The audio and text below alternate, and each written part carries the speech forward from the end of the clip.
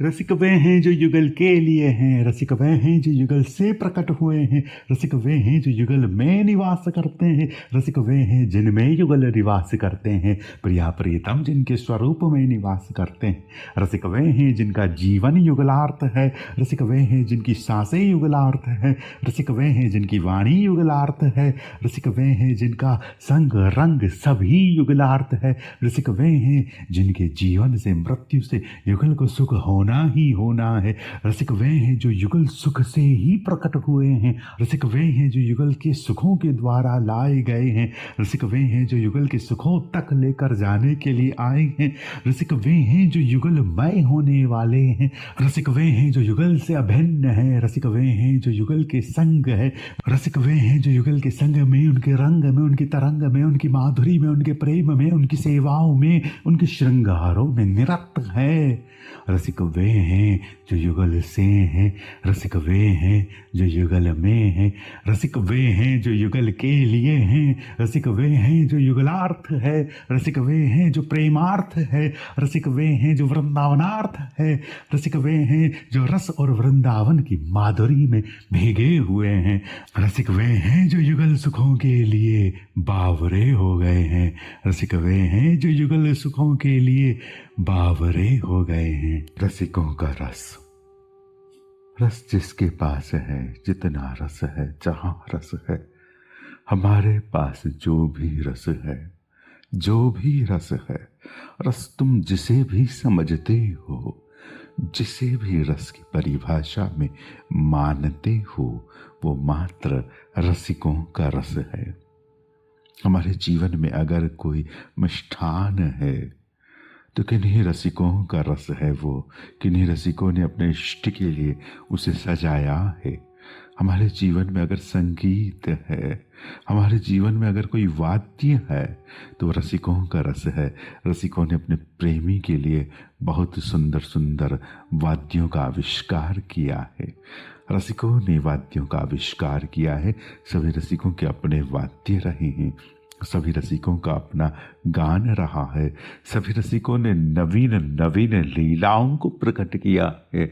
जितना रस है, जहाँ रस है, जो रस है, रसिकों का रस है, रसिकों का रस है।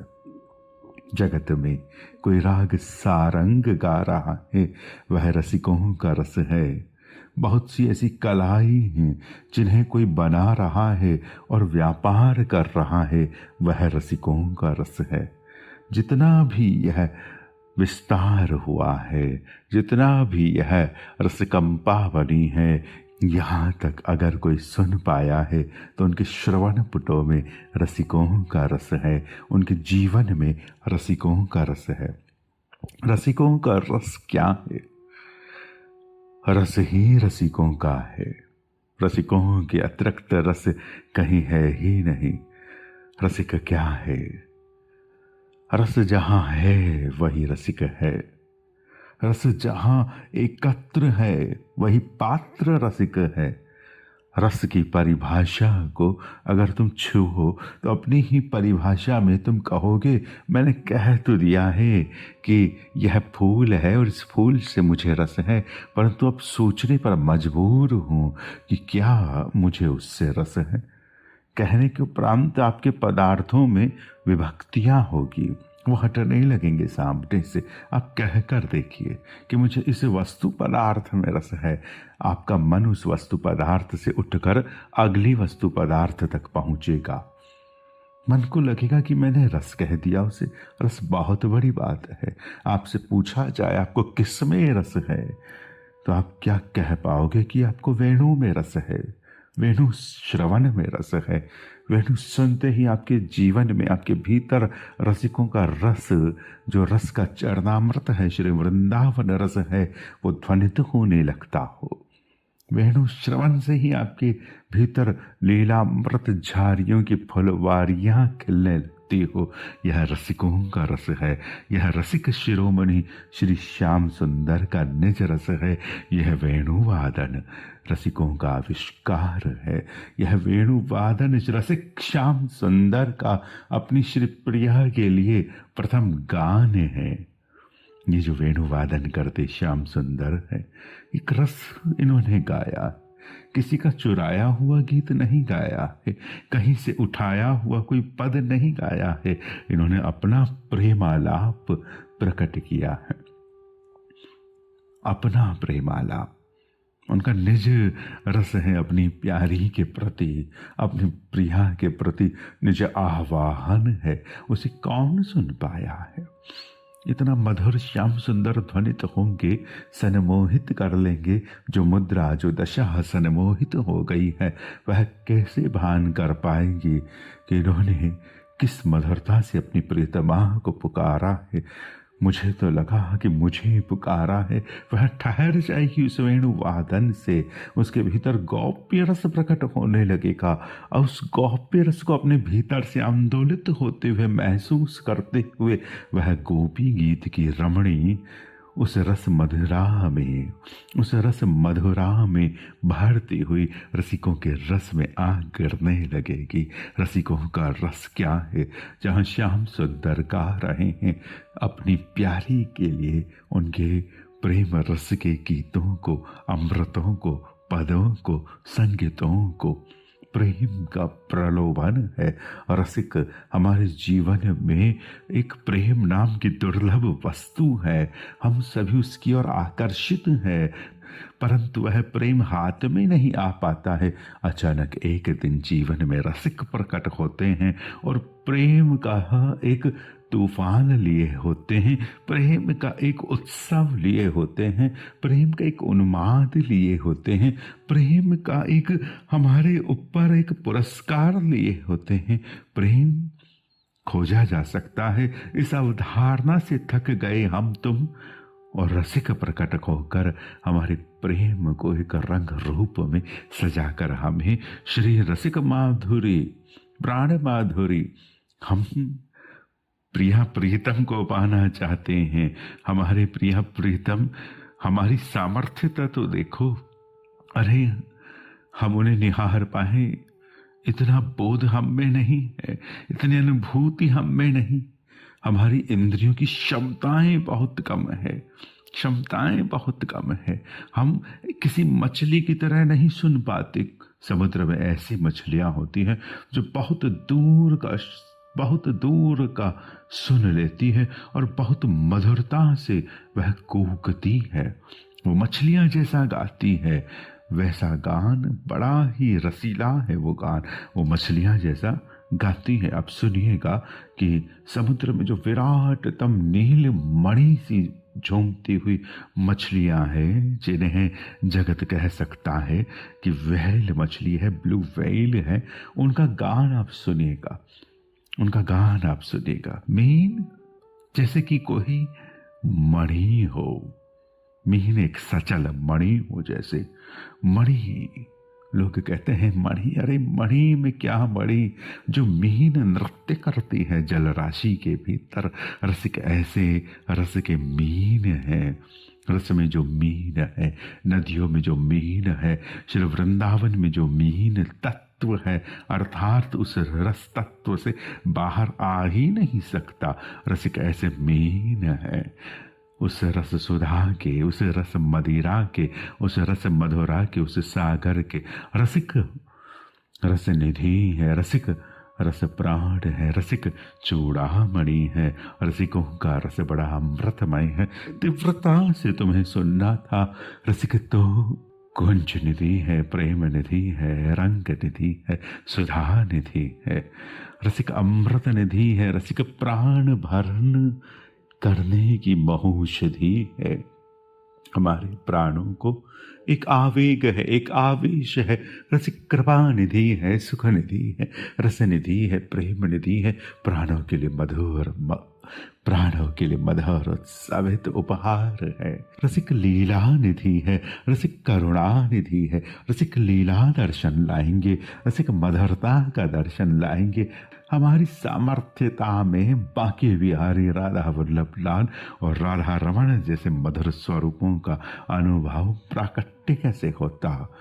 यह रसिकों के प्राण स्वरूप है, बहुत कोमल है, बहुत मधुर है, बहुत सुंदर स्वरूप है और अनंत अनंत रूप स्वरूपों में श्री कृष्ण चंद्रों का आविष्कार करते हैं। आप देखिए कि गोविंद गोपीनाथ मदन मोहन, श्री राधा रमण, श्री बांके बिहारी और श्री राधा वल्लभ लाल, इनकी मुखाकृतियां सभी नवीन है, इनकी मुख मुद्राएं सभी नवीन है। जैसे एक ही कृष्ण अनंत अनंत रूपों में उच्छलित होकर अनंत अनंत मधुरताओं से झांकते बन रहे हो।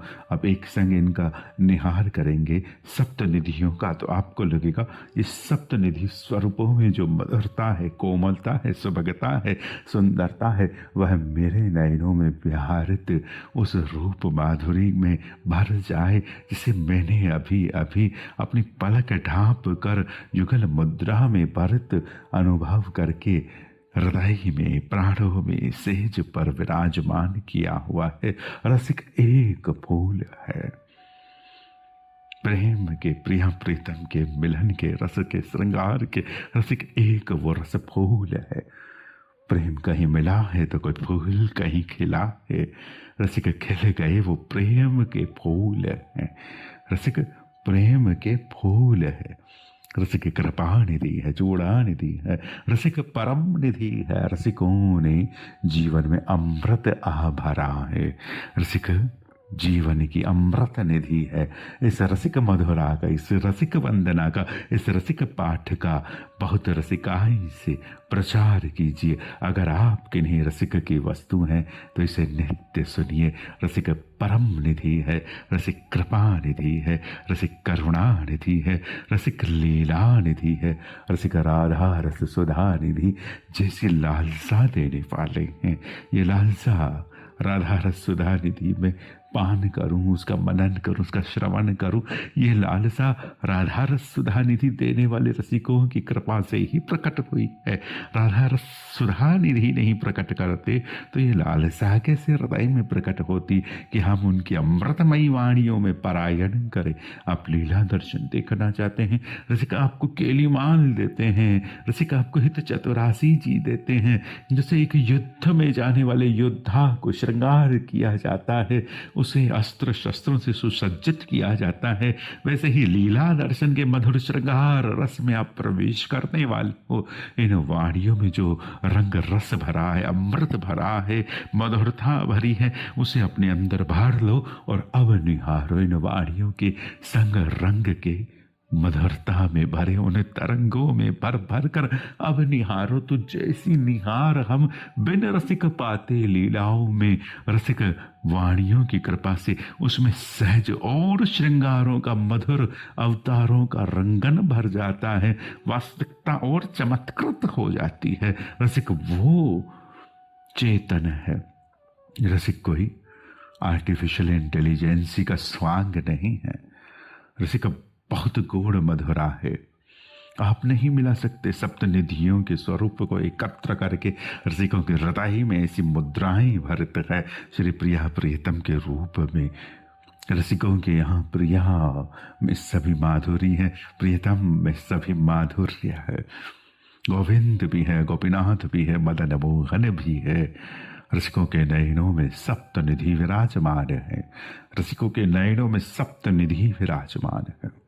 रसिक ऐसी वृंदावन की माधुरी में है कि वह थाल करते हैं, वह ताल देते हैं। तो जैसे एक शास्त्रीय संगीत के समारोह में कोई गान करने वाले श्रेष्ठ भावुक को प्रकट रखा जाता है और वो आलाप लेते हैं और नृत्य प्रकट रहता है, वैसे ही रसिकों की थाप से गान के संग में श्री स्वरूप निधि सप्तनिधि नृत्य करने के लिए उतावले रहते हैं।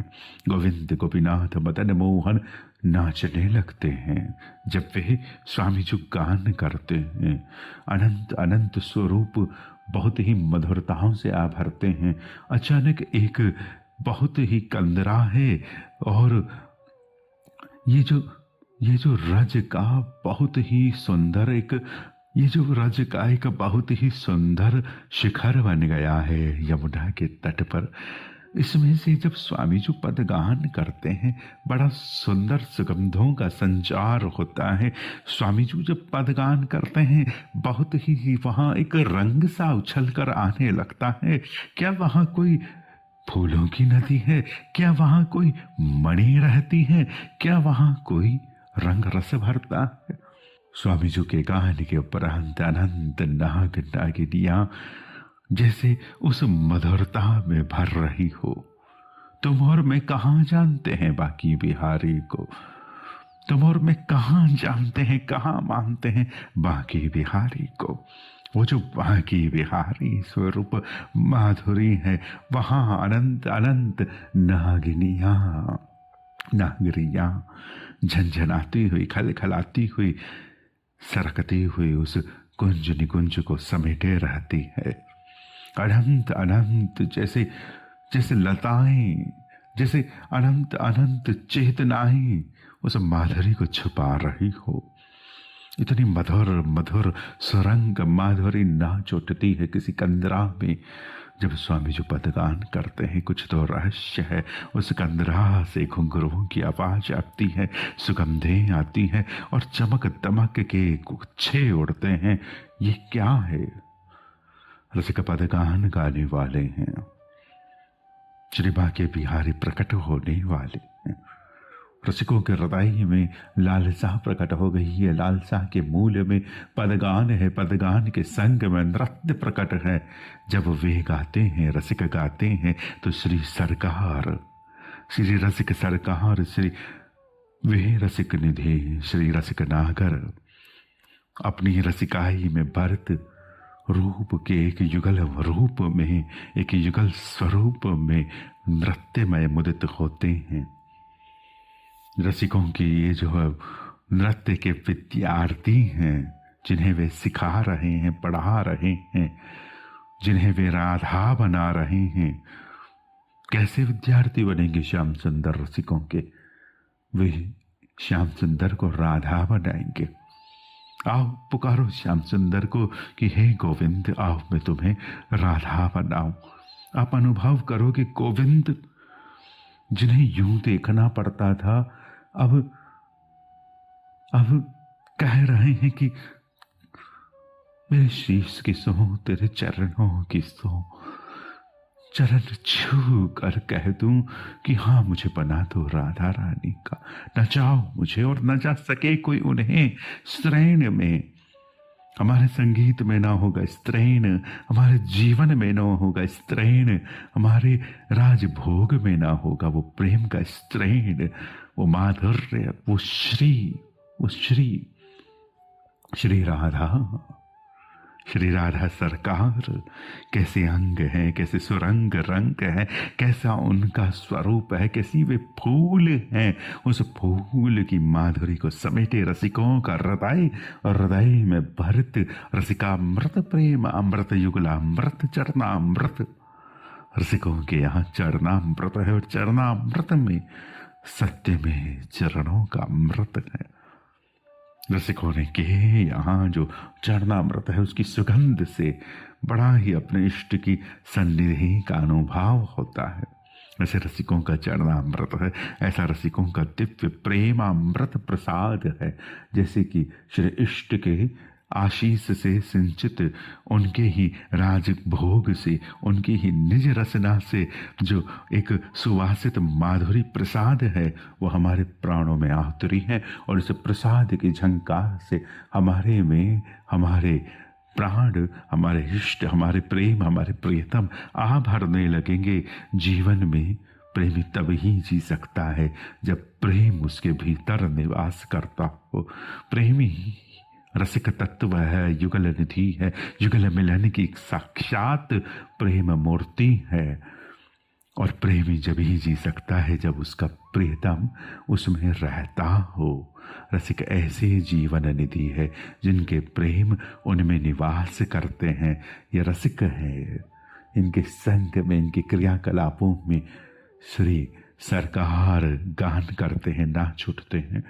अगर रसिकों का गान आज भी उछल जाए ना, तो जिन्हें आप निहार रहे हो ना, सप्तनिधि, वे नाचने लगेंगे। तुम रोकना चाहोगे, गोविंद वृंदावन की ओर दौड़ने लगेंगे और तुम्हारा हृदय ना रोक पाए, इसलिए वृंदावन की स्तुतियां नित्य संध्या में गोविंद सुनते हैं। मोहि वृंदावन में दीजो वास, मोहि सेवा कुंज में दीजो वास, मोहि निधि वन में दीजो वास।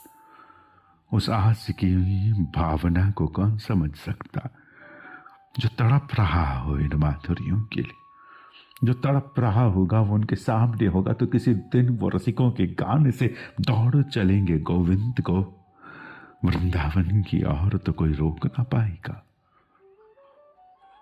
वो गोविंद और वो दौड़ते हुए जाएं वृंदावन की ओर, इसके लिए तैयार खड़ी हम मंजरियां कि यहां से उन्हें वहां ले चलना है। हम तो उनके मार्ग पर बैठी हैं, हम वृंदावन के मार्ग पर बैठी हैं। हमारा वृंदावन कहाँ तक है? जहां तक गोविंद आ गए हैं नाचते नाचते। किसी का वृंदावन श्रीनाथ तक है, किसी का वृंदावन जगन्नाथ तक है, किसी का वृंदावन नवद्वीप तक है। हाँ देखो ना, यहाँ वे अपने ही प्रेम में भीग कर अपने ही नाम को गाते हुए चैतन्य महाप्रभु हो अवतरे हैं। रसिक कौन है? प्रेम अवतार है, करुणा अवतार है, रसावतार है, श्रृंगार है, ललित प्राण है।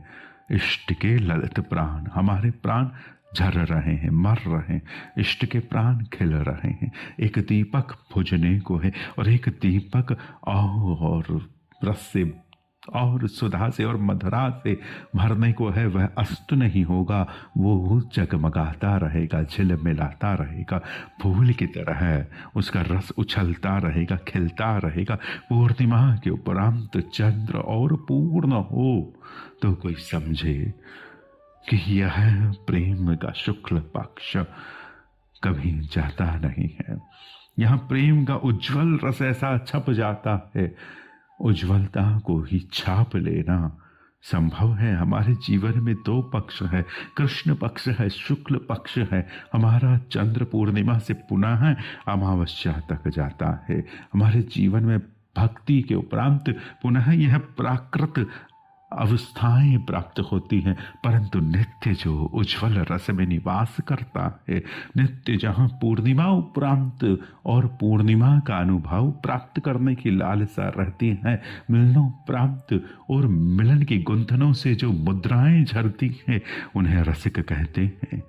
ऐसी ही महामूर्तियां प्रकट होकर उनके प्रेमालाप का विग्रह करती है, स्वरूप प्रकट होते हैं।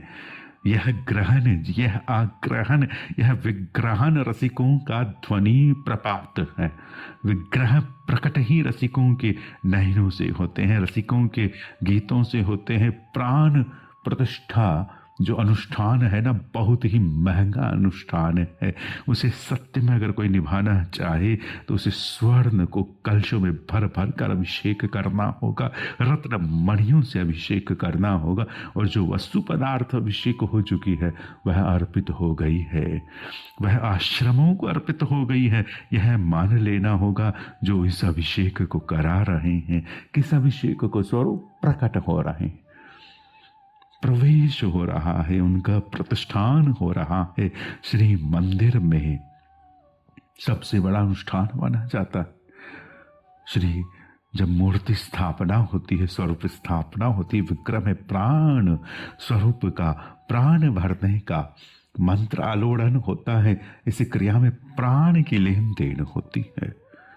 प्राण से स्पर्श कर कर वहाँ पर मूर्ति में प्राण प्रतिष्ठा को कराने का विधान है। वो प्राण प्रतिष्ठा बड़ा ही गहन अनुष्ठान है। उस प्राण प्रतिष्ठा में प्राण देने होते हैं।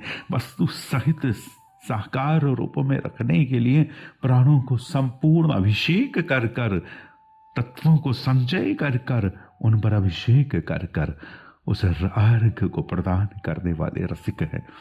रसिकों का जो अभिषेक है उसमें निज प्राणों का जो रस है, अगर श्री रसिक सनमुख हो श्याम सुंदर के, गोविंद के मानिए, गोविंद विराजमान है। अचानक किसी रूप माधुरी में भरत चैतन्य महाप्रभु, किसी नवरसिक में भरत, उसके कीर्तन में उच्छलित श्री चैतन्य महाप्रभु पहुंच गए गोविंद के समक्ष, और श्री चैतन्य महाप्रभु को अपने प्रेम स्वरूप की इस मधुरता की सुंदरता का अनुभव करके ताप का जो पसीना है वो स्वरूप पर शीतल होकर आने लगे।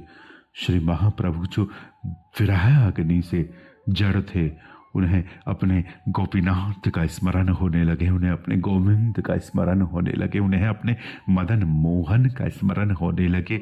तीनों स्वरूप उनके नयनों के सामने नृत्य करते हैं, गोविंद, गोपीनाथ, मदन मोहन।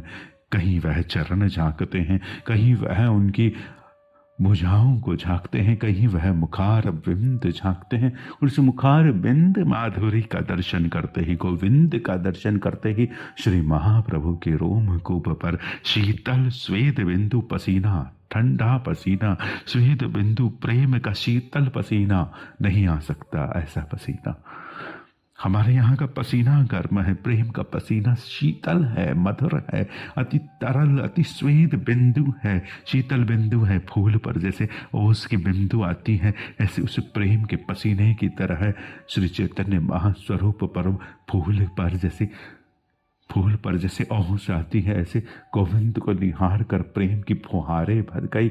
आप गोविंद से पूछेंगे, बताइए नित्य वाले कुएं के जल से अभिषेक कर रहा हूं,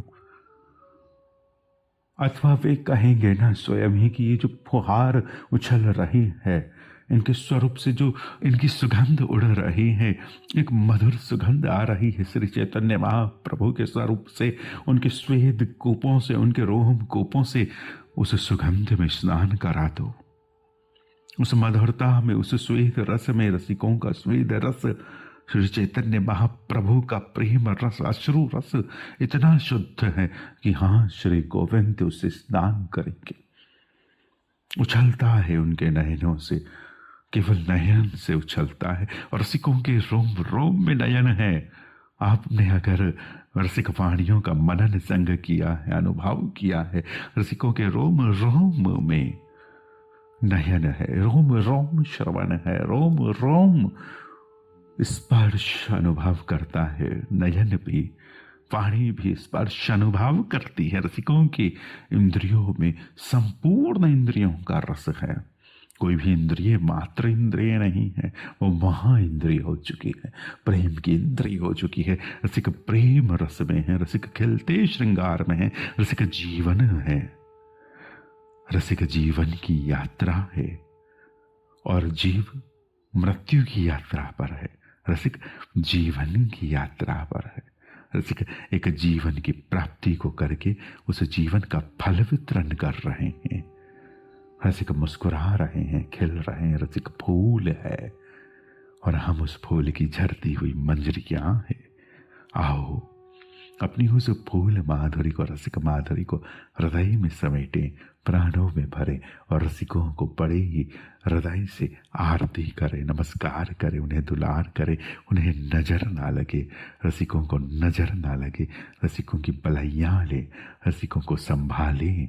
रसिक प्रेमियों की संभाल है, रसिक प्रेमियों की संभाल है। रसिक वे हैं जिनमें श्री युगल विराजमान है, रसिक वे हैं जिनमें श्री प्रिया विराजमान है, रसिक वे हैं जिनमें श्री प्रियतम विराजमान है, रसिक वे हैं जिनमें श्रृंगारिणी सहचरियां विराजमान है, रसिक वे हैं जिनमें श्री वृंदावन विराजमान है, रसिक वे हैं जो श्री युगल सरकार के ही स्वरूप भाव है, रसिक वे हैं जिनमें श्री युगल प्रकट विराजमान है, श्री युगल के प्रकट चेतन स्वरूप श्री रसिक हैं। रसिक ही श्री युगल का प्रकट मिलित राधा माधव मिलित श्री मिलित तनु रूप हैं। रसिक ही श्री राधा माधव का युगलमय स्वरूप है। रसिक ही श्री राधा माधव का मिलित प्राण रूप है। रसिक ही चेतन दर्शन है, रसिक ही सचेतन माधुरी है, रसिक ही श्री वृंदावन का सुखसार है, रसिक ही श्री वृंदावन का रंग श्रृंगार श्रृंगार है। रसिक ही सुखों का, रंगों का, उत्सवों का, त्योहारों का सार है। रसिक ही परंपराओं का, रसिक ही रस रीतियों का, स्वागत करने के लिए खिलती हुई लताओं का एक उत्सवित बसंत त्योहार है। रसिक ही जीवन के रंग के रस के श्रृंगारी हैं। रसिक ही इस प्रेम वन के वन माली हैं। रसिक ही मधुरताओं की सेवाओं को देने के लिए उतावली मंजरियां, सहचरियां, किंकरियां हैं। रसिक ही श्री प्रिया जो की श्रृंगारिणियां हैं। रसिक ही श्री प्यारी जो की और मधुराती हुई उनकी ही आभा प्रभा है। रसिक ही सुगंध है, रसिक ही शीतलता है, रसिक ही मधुरता है, रसिक ही कोमलता है, रसिक ही प्रेम है, रसिक ही करुणा है, रसिक ही भक्ति है, रसिक ही श्री भगवान है। रसिक ही श्री भगवान है। रसिक में मिलित तनु निवास करते हैं। रसिक में तीनों स्वरूप विराजमान है। एक चना तीन छोले का जैसी रसिक माधुरियां श्री युगल सरकार के स्वरूप में विराजमान, उनकी सेवाओं के संग में विराजमान श्री रसिक मूर्ति में ही श्री युगलमयी सेवा विराजमान है।